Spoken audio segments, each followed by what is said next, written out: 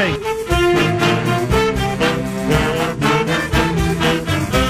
Get over it! Yes! Hold on to your butt. I gotta turn this down, Bob. Holy Toledo! Oh, no! Oh, well. Shall we begin? Bullseye! Thank you, Minneapolis!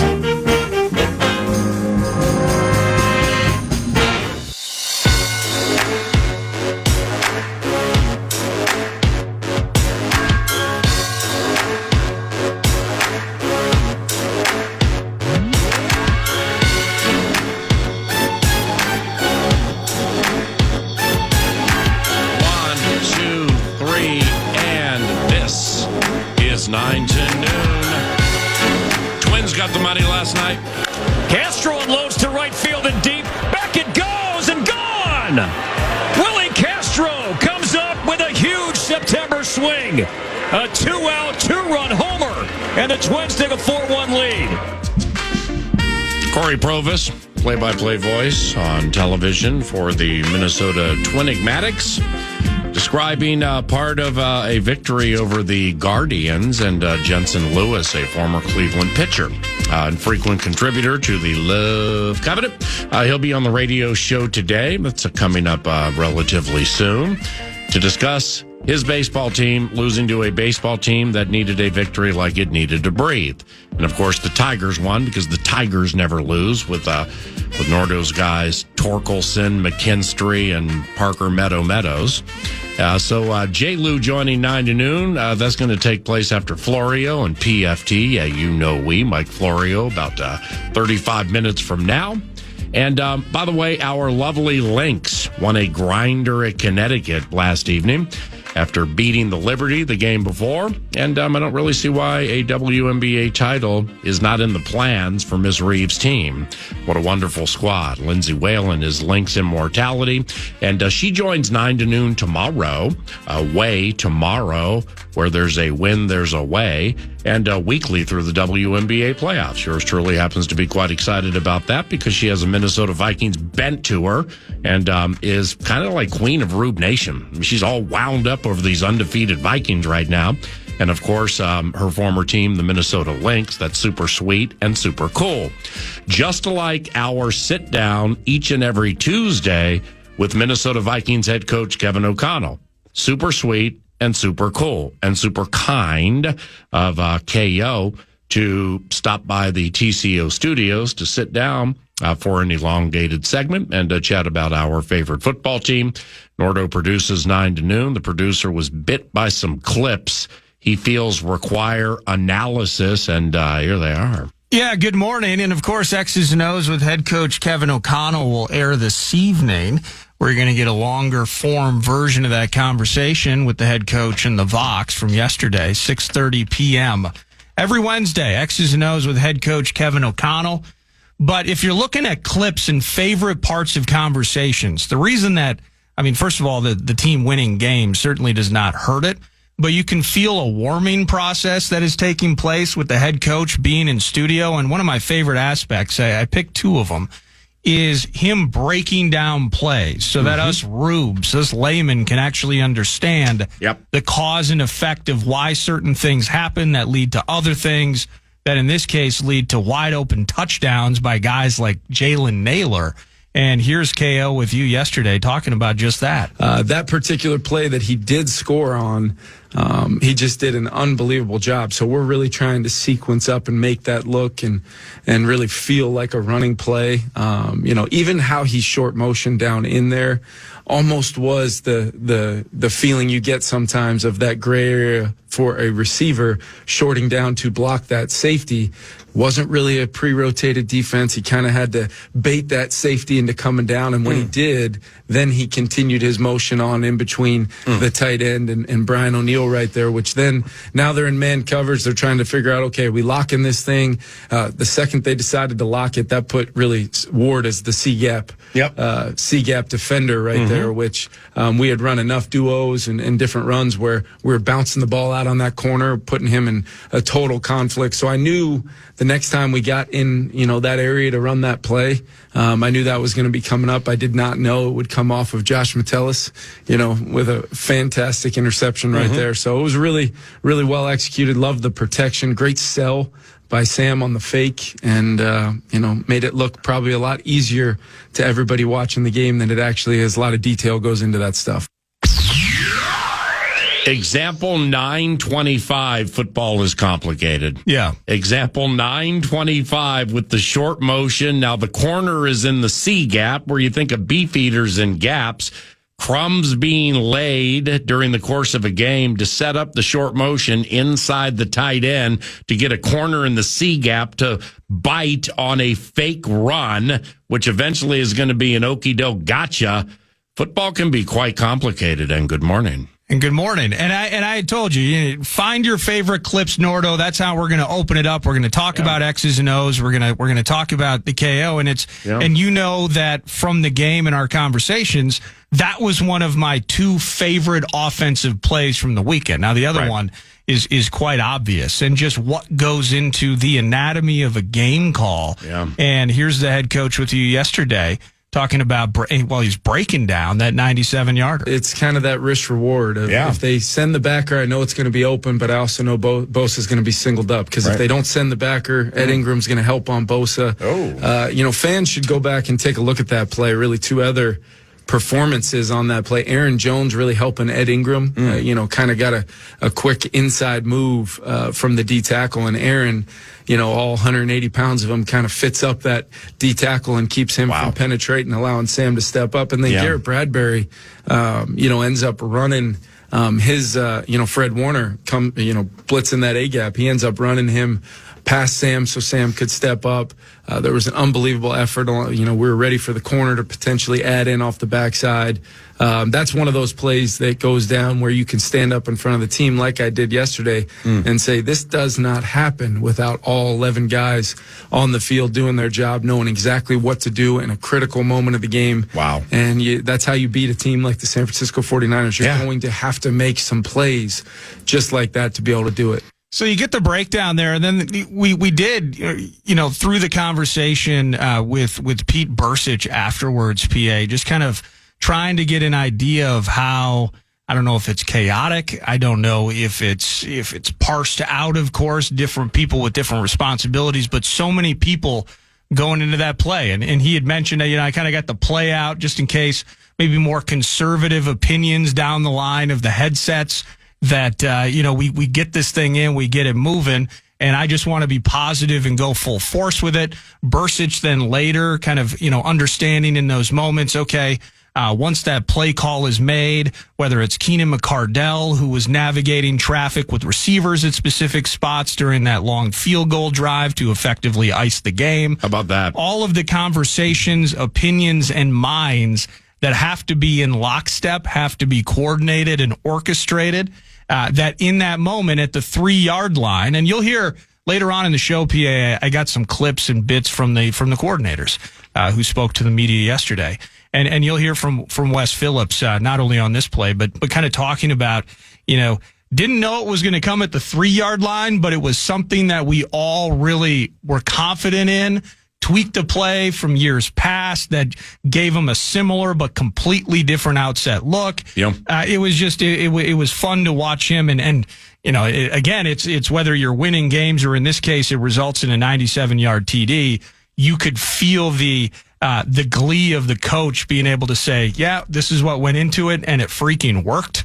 And as you heard him say, all 11 guys made that thing a reality. All right, a couple of things here on this.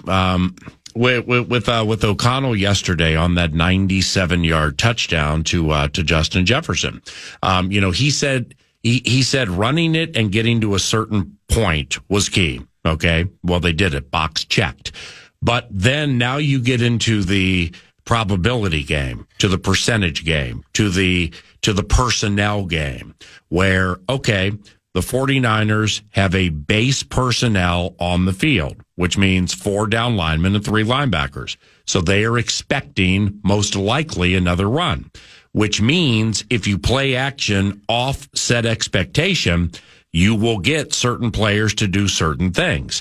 And then if everybody blocks it up the right way and the quarterback is able to step up in the pocket from the end zone, we firmly believe Justin Jefferson will be covered by a safety or safeties, and he's going to run by them.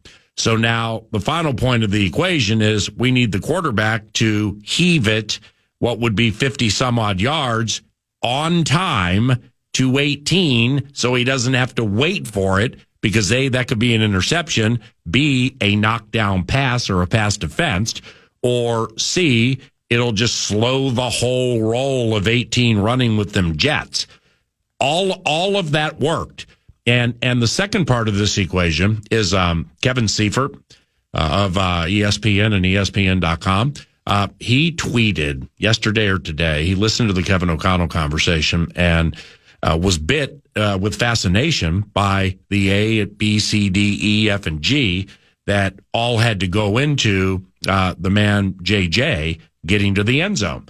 And via his Twitter feed, which would be at Seifert ESPN. As Kevin O'Connell noted during a spot with a PA on the mic, so much had to happen just for Darnold to get the ball off on his 97-yard TD to Justin Jefferson. Watch Brian O'Neill versus Nick Bosa, Garrett Bradbury versus Fred Warner, Aaron Jones, all 180 pounds of him, as Kevin O'Connell said, versus beefeater nose tackle Malik Collins. And Kevin provided the end zone angle of this. It's a wonderful tweet and just wonderfully laid out from the end zone where you can just see Bradbury, Warner, Jones, Collins, Darnold step up off the play action, and O'Neill, Bosa saves the day. You hit Jefferson in stride, he has to stop, then he circumnavigates and gets into the end zone. That is O'Connell's breakdown of it was fascinating. Yeah. So much so it bit the scribe, the ESPN scribe, to get into the head-on, the end zone view, and like analyze it from that standpoint. This play's super cool. Yeah, it was sweet. And you can match the video with the explanation, and now we are elite football minds. Right. I got a couple more for you. And again, X's and O's, hear the entire conversation tonight at 6:30 p.m. right here on The Fan. But I'm glad that he took time out to talk about Ty Chandler. I'm glad you asked about Ty. In a game that we saw a lot of play, 97-yard touchdown, and Sam making some big-time plays. But what I liked the most about Ty's performance is he understands that we're going to really try to feature Aaron Jones. He understands we're going to try to feature different aspects of our offense. But Ty has a huge role. Explosive, power. He's got great vision. I thought he had some great reads, when to bounce, when to hit it up inside, when to get north and south, running through tackles. Loved the wide zone we ran late in the game, kind of down towards the end zone where he ends up one-on-one with the corner with about 3-4 yards to go to get the first down, and he ends up getting the first down by about 5 yards and staying in bounds. You want to talk about exaggerated analysis through 2 games. Love that from KO, but what I'm getting to is 2-game sample size, 17-game regular season. Yep. Just on a simple basis, the run game has looked not only more explosive, you heard that word from the head coach, it's looked more efficient and more productive overall. 5.1 a clip so far through 2 versus the 4 yards a carry last season. Again, small sample size, totally get it. But this team super early are averaging less than 2 more carries a game than they did a year ago. But it's the extra yardage per play, and it's the first downs moving the chains, PA. They had a total of 79 first downs via the run game last season in totality. They're on pace for nearly double that right now. And you get the rushing touchdown in the opener. Game flow didn't really dictate that against the Niners in terms of being inside the 5 and grinding one in. But the rushing attack, being able to move the chains, adding explosion, both Jones and Chandler in moments have been able to catch that edge and get extra yards. And you heard him fighting for extra yards in addition. I'm really, really bullish on what this team has finally figured out with the run game. Well, with Ty Chandler's calm and his poise and his ability to take the ball and not have to go 1,000 miles per hour right out of the gate, well, that's third year poise. That's supposed to happen. And he had a jump cut in the backfield where it was going to be a TFL -5, and he was able to get away from the guy and edge his way ahead for 1 or 2. So just little things like that with Ty Chandler not only amplify the running game, but it opens the menu. It takes the voluminous nature of the menu with the play calls and opens things, because the more the play caller can trust the players, the more the play caller can get deep into the menu. And that's very important, because I don't believe that's always been the case. Last one for you here. I found this interesting again. We're going to focus more on Sam, maybe not only throughout the show, but specifically final hour as well, with some audio from the coordinators. But poise can be contagious, or the lack thereof can be contagious as well. Here's what KO was talking about. But then the other part of it is when you have that button on your belt where you can talk directly to the quarterback, if I, as the play caller, portray any kind of franticness or stress, or that all travels through that headset to the quarterback. And I just believe wholeheartedly my job in those moments, specifically when we're on offense and I'm talking to Sam, he needs to hear confidence. He needs to hear poise. He needs to hear that the guy calling plays is calling plays with the utmost amount of belief in him, because that can be a really powerful thing. And I've experienced it the other way. Maybe it was my playing career when I'd hear a play call come into the headset. I guess we're just going to try some go balls here. Just go ahead and give it a shot. We don't think you're going to hit it, but yeah, go ahead and call it. I want to make sure that a quarterback that plays for me never feels like that. So poise can be contagious. Wow. That was cool. And that was all with Kevin O'Connell yesterday. That's the access that we get with those weekly Tuesday TCO sit-downs. And then if you missed any of it, podcastable, free iHeartRadio app at live 6:30 tonight. Or I should say playing or airing 6:30 tonight, X's and O's with head coach Kevin O'Connell. Yeah, the Minnesota Vikings media relations staff has just been so accommodating and so wonderful to not only 9 to noon or KFAN, but from the idea to have, hey, let's have Jefferson mic'd up all third quarter of a preseason game. That stole the show in the preseason. Yeah. Then from that, you go to the Hitman. From that, you go to O'Connell, who like every 5 seconds was, PA, all right, now look at this. We're going to screen here, and you got to get this guy with this guy. And, I mean, that was unbelievable. I just got bit for like days off that. And the decision to have him live 9 to noon each and every Tuesday from like 11 to 11:30 and make that X's and O's, man. I'm very grateful for the thoughtful nature of that group when it comes to yours truly, this show, this radio station, and that football team. Vikes Bites are around the corner, part of the Timber Tech What's on Deck set list, which includes Mike Florio. Florio will come out to play EA at about 9:40. We have some baseball in the mix today at about 10 o'clock. J. Lou, Jensen Lewis, he's a former Cleveland Indians / Guardians pitcher, and he analyzes baseball, assumedly for profit, for Bally's in Cleveland. And the Twins got the money against a said squad last evening. A former Minnetonka high school football stud, played for the Badgers, won a Super Bowl with the Eagles, Bo Allen. He'll be on the radio show about an hour from now. And alas, we have much more for you today, 9 to noon at FM 100.3 KFAN. Norder produces, and I'm Paul Allen. Good morning.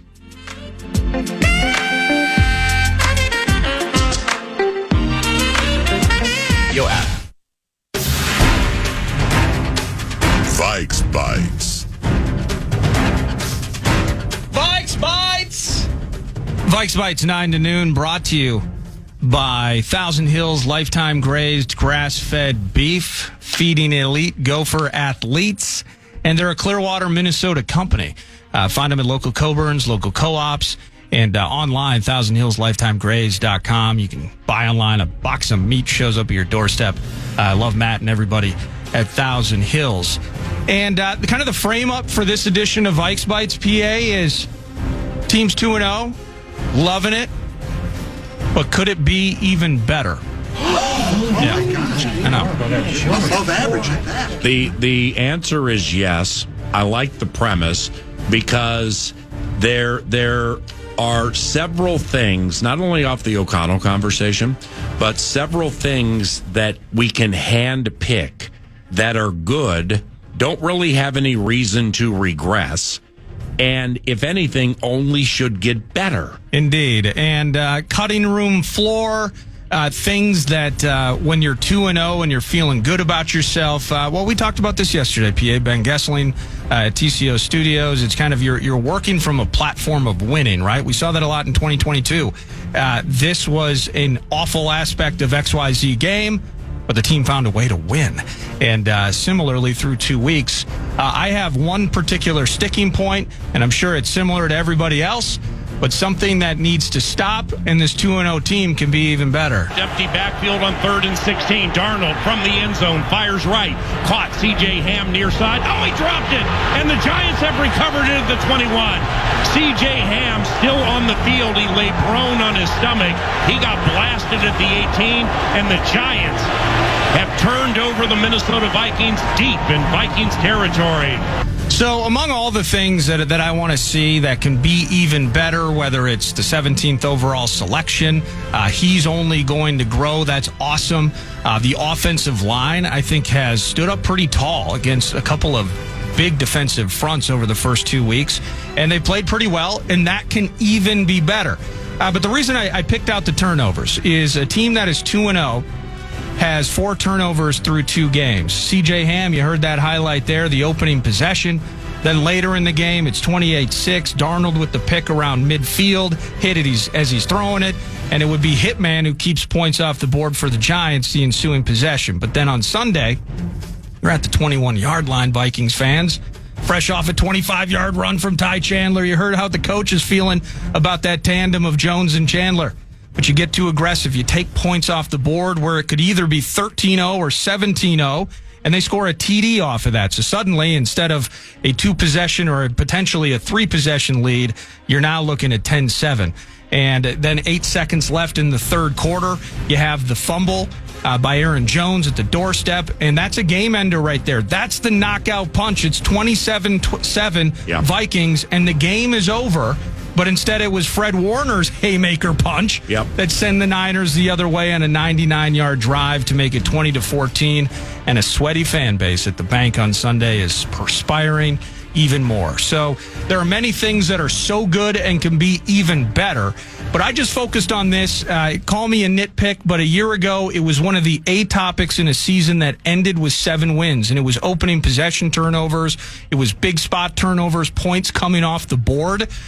There's growth in this through 2 games that they have persevered through these mistakes within games. But you take these turnovers out of the mix, we're talking about 2 lopsided, ass-kicking performances by the Vikings at 2-0 versus, again, having to look at that clock and look at that scoreboard a bit more closely than we would have liked to. The turnovers are not working on O'Connell and or the staff the way they did last year, which means, and I'm pretty sure I understand why. And yes, absolutely, you would prefer turnover-free football. But if you think about 4 of them, if you think about the Maryland rookie, Drew Phillips, and the hit he put on Ham, and the fact that CJ fumbles so infrequently, that's of the aberration variety. And Phillips hit the ball it was a 10 of 10 piece of perfection on form, tackling, and hitting to get the ball out. Fred Warner's punch was that of Mike Tyson-esque. Darnold's first pick was tipped by Dexter Lawrence.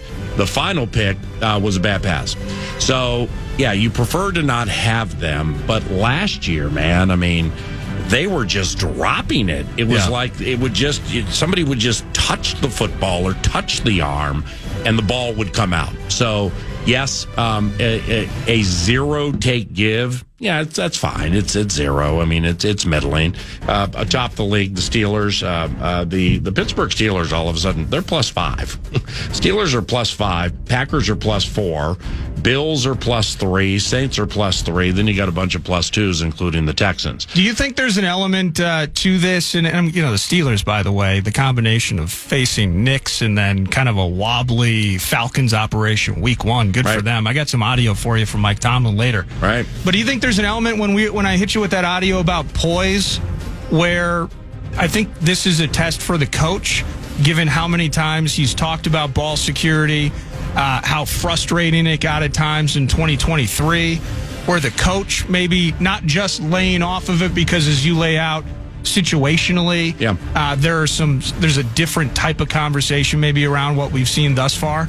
But the fact that, okay, we're winning games, there are so many things that are going well, I can't drop a load of bricks on I need this to be fixed, but maybe I have to look at it a bit differently than I did a year ago. Well, I've never seen a team in an offseason work on holding onto the ball in non-obvious fashion as I did the Vikings when I was at OTAs or training camp. And in practice, they start practices with some drills too for holding onto the ball. Now, I don't, it does, because turnovers are going to happen. But the question is, or the facts would be, is when do they happen, why do they happen, and how do they impact the game? But just thinking back at the Jones fumble, it sucks. You're going to blow somebody out, but Fred Warner is 2-time first-team All-Pro. He's not bad. So he gets to do things like that occasionally, believe it or not.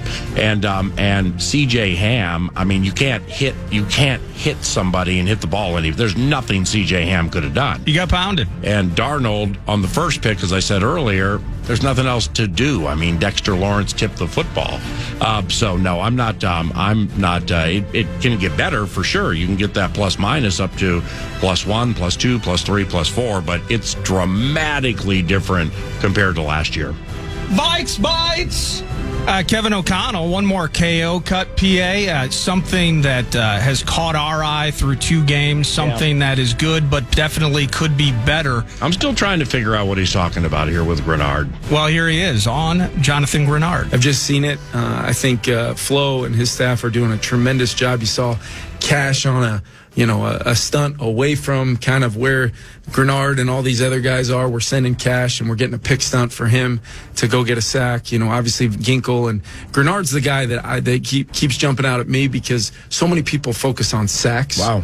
And he's been affecting the quarterback basically every drive we've had since his tenure here started with the Vikings. He's 2 games in, ton of quarterback pressures, unique moves, strain, finish, and he hasn't quite gotten that finish where he gets a guy on the ground yet, but he's probably contributed to about 5, 6, 7 drives ending right there just by his own personal performance, forcing a throwaway or an inaccurate throw because it's either too early or off the spot. So want to continue to see him do those things, and the results of sacks, which are important, will start showing up for JG, but he's been phenomenal for us. So in terms of Jonathan Grenard, he had I believe he was credited with a sack in the opener. You didn't see much from him statistically this last week, but the head coach, PA, is all about him being kind of, maybe it's the catalyst, maybe it's the speed, but that regardless of him not showing up on the stat sheet, he apparently, according to the head coach, is showing up all over the film in terms of what makes Mr. Flores' defense go. Yeah, I see what Kevin is saying, without a doubt. And I'm not one to second guess a head coach when he says things like that. It's in I've watched back probably 20, 23 pass rush situations involving Grenard. Now, I haven't watched any run defense, and I'm sure that's pretty good, too. I saw the plays talking about with Cashman, absolutely shared it fairly. But just like the first 4 pass rushes against the 49ers, on the first one, he fell. On the second one, he spun and almost got there. But he did impact Purdy and caused him to throw it early. On his third rush, he slipped again after he spun around McKivitz, the right tackle. If he doesn't slip, he gets a sack. So that completely plays into what Kevin is talking about. And he had another fresh spin move coming from the left side of the offense, right side of the defense. They were picking on McKivitz the right tackle with Grenard. So now you take it to the next layer if you care to, and you look at, okay, you got Trent Williams here and you got McKivitz there. Well, Trent Williams isn't as fast or nimble as he used to be, and he's playing himself into shape, but he's still Trent Williams. The other guy's not fast. 68's not fast. McKivitz is powerful, but he's not fast. He's the McGlinchey replacement that they loved, and the guy's good. But he couldn't handle Grenard's speed and or spin, so they had to start putting Kittle over there. Now, that's good news because that would mean George would chip Jonathan and then head into the route as opposed to getting completely a free release. On his fourth pass rush, Grenard, his spin move's fresh. I mean, seriously, I've seen it in games, but now watching it back, it's just fast and fresh and slippery and slithery. I didn't know he had a spin move like that. And on his fourth pass rush, Purdy had to throw it earlier than he wanted. Stephon Gilmore almost had a pick, center of the field. I completely see what Kevin O'Connell's talking about here. In the Giants game, Grenard almost was an inch from causing a forced fumble, a strip sack fumble. So with Jonathan, as I mentioned yesterday, he had 12.5 sacks last year and he got paid. In the previous 3 years, he had 10.5 sacks. So in timely fashion, he put it together at the right time. But what led to that? The drafting of Will Anderson Jr. So you have Will Anderson Jr., and then this weekend, you're going to see Will Anderson Jr., the defensive rookie of the year last year, along with Danielle Hunter. They bookend each other nicely. And Derek Barnett. He's their third, and then Jerry Hughes plays maybe 15 plays a game. They have a nice rush. But Grenard was part of that last year with Will Anderson Jr., who started to get all the attention. Grenard in the Giants game got a lot of attention, didn't get as much in the 49ers game, but that led to Purdy having to throw the ball sooner than he wanted. Football can be complicated, man. Football can be so complicated with the A to the B to the C to the D to the E just to make a play work. So after O'Connell said that yesterday, I put some time into it, and I couldn't exactly see what he was talking about. But now, in watching strictly his pass rush, I see what Kevin's talking about with Jonathan Grenard, who's part of an undefeated Minnesota Vikings team that lay atop the NFC North in first place, sole alone. Mike Florio from ProFootballTalk.com. We'll chat about that and more around the corner on KFAN. Vikes Bites.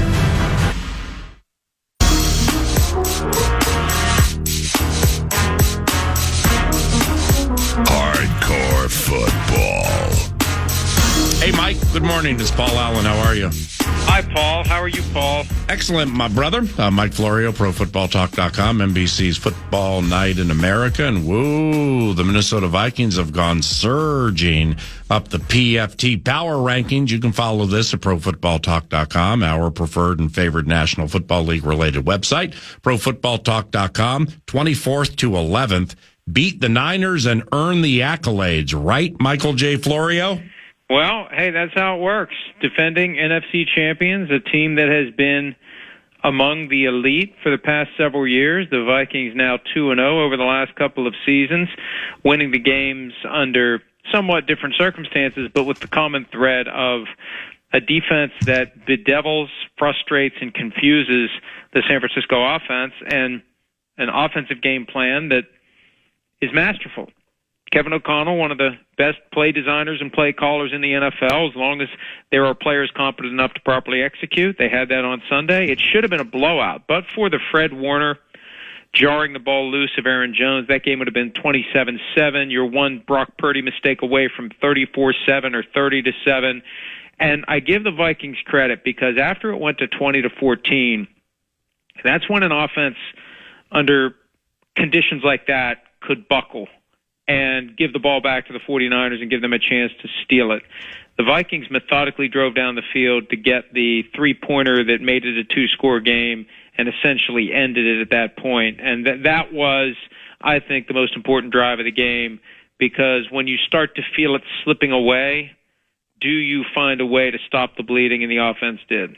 Well, I love how you laid that out, and that's kind of been a common thread the last couple of days, 9 to noon, about, I mean, they blew out the Giants. It could have been worse. They almost blew out the Niners. It outside of that fumble and the Darnold pick early to Fred Warner. But Brock Purdy is a Super Bowl quarterback. You say bedeviled, befuddled, or whatever by Brian Flores' defense. And this team with O'Connell, man, that they're so cocksure with the quarterback and scheme, they ran risky play action from the end zone and got a 97-yard touchdown out of it. And they're 5-0 lifetime against the Texans, and here comes Stephon Diggs. So what do you think of all that? Well, I saw that Kevin O'Connell explained to you yesterday all the things that had to go right to make that play work, and what a gutsy move to let Sam Darnold drop into his end zone in a 3-0 game and deliver what became not the dagger, but that was the moment. And a lot of these games, when the underdog is being feisty and the underdog is standing up to the team that's favored, you look for that moment where you say for the first time, hey, the team that's not supposed to win this game can win this game. And that play is what put the Vikings in play to win the game. So it was impressive. And Stephon Diggs coming back, he's not the factor that he would have been in past years, and I don't know how much of a storyline that really is. The Texans have a damn good team. I'd be more concerned about Danielle Hunter coming back than Stephon Diggs coming back, frankly. But Right. Makes for a great game. A couple of 2-0 teams. There's only 9 left after 2 weeks, and 2 of them are facing off in Minneapolis. 2 others are facing off in Pittsburgh. So we're trimming it down, and this is the Vikings' chance to do something I never would have dreamed. I look at those first 5 games before the bye. You got Packers after this, Jets in London after that, and then a break. 4-1, that would be something. Even 3-2 at this point would be regarded as a win going into week 1. Now, I think 3-2 at this point would be a disappointment because that means 1-2 over the next 3 games.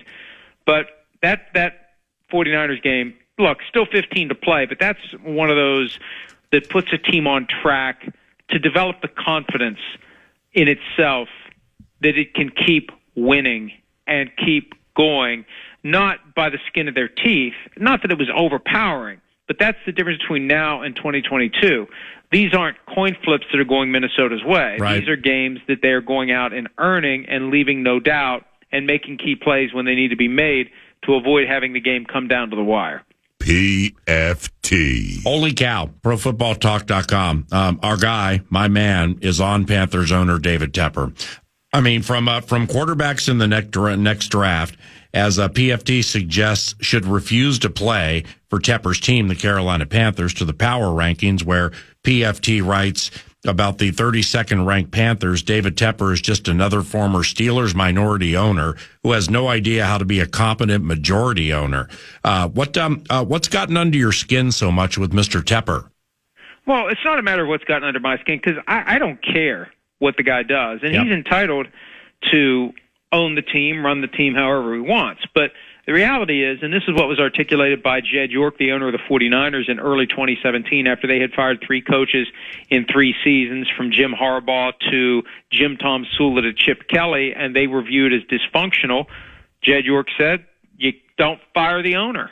And that's the problem for a fan base of a team with a bad owner. When you have a bad owner, it trickles down and makes for a dysfunctional operation. David Tepper, too involved. David Tepper, too impulsive, firing coaches left and right. Did it with his football team, did it with his soccer team, keeps doing it. Fired Frank Reich last year, deliberately mispronounced his name on the way out in the ultimate act of disrespect, as if anyone ever referred to him as Frank Reich at any point in the 40 years he's been involved in football. No one called him Frank Reich until that day. Throwing a drink on fans, removing a guy's hat because he saw a sign outside of a restaurant that made him upset. Just the epitome of bad owner.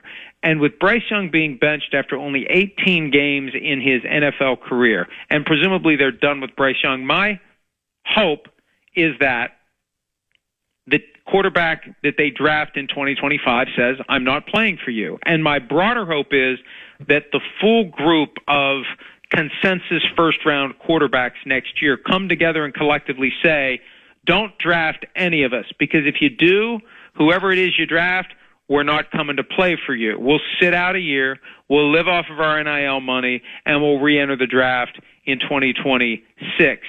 That's the only way to push back. against a bad owner. That's the only recourse anyone has, because what are the fans going to do? You're going to not go to games. You're going to boycott the team. You're not going to follow the team. The thing that you love, the thing that you have family involvement with, nostalgia, you're just going to turn your back on that and hope that the owner eventually sells if enough people do it. That's not realistic.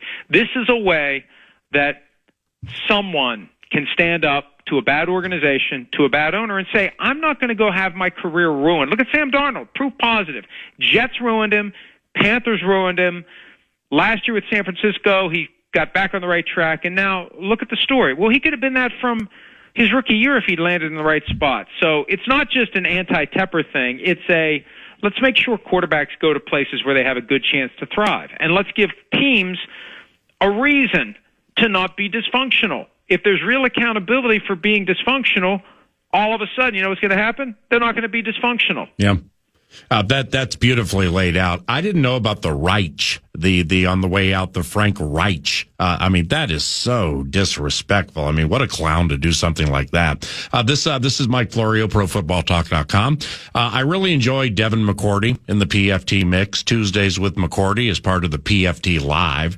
And Devin had myriad problems with the Eagles' defense late against Atlanta. For those who missed it, how did the exchange shake out? Oh, I thought it was awesome. And one of the things that I love about Devin, and the same thing applies with Chris Sims, when you get the perspective of someone who covers the sport and has done so for nearly a quarter of a century with guys who played, when you have an organic, natural conversation, things come up that you wouldn't have otherwise thought to discuss. And some of the things that we discussed included as simple as, was the Eagles defense ready to go back out on the field and play, or had they shut down? And when you have the coordinator up in the booth, and when the head coach is an offensive guy, who is it that is prowling the sidelines saying to the players, keep your heads in the game? Devin told the story of Super Bowl 51 when, after the Patriots won the coin toss for overtime after erasing the 28-3 deficit, the defensive players thought, we're just going to go down the field, score a touchdown, and we're winning the Super Bowl. And Matt Patricia, the defensive coordinator at the time, went to them and said, get your asses over here and get ready because you may have to play. Was that happening on the Philly sideline? Because when those players came out to play defense against Kirk O'Chains and company, as McCourty said, it looked like a scout team defense that was told to go easy on the starting offense so they could build their confidence and drive down the field for their 2-minute operation. That's how easy it was. That's how hapless the Eagles' defense was. Had they shut down and had they found themselves in a position where they couldn't start the engine again when it was time to go out and play because they just assumed it was over. Other things we talked about, we broke down that 3rd and 3 play, and that's not all that nuanced. It's reality that they screwed up and they should have thrown, or they should have run the ball instead of throw it. The other thing that we had fun talking about, the moment where C.J. Gardner-Johnson stops B. John Robinson on 4th and 1 and takes his helmet off. Yeah. And if you're watching it, and it was just weird because, yes, he took his helmet off, but what the players did, and this is a very subtle but real coaching point, they gaslit the official into thinking that he didn't take his helmet off.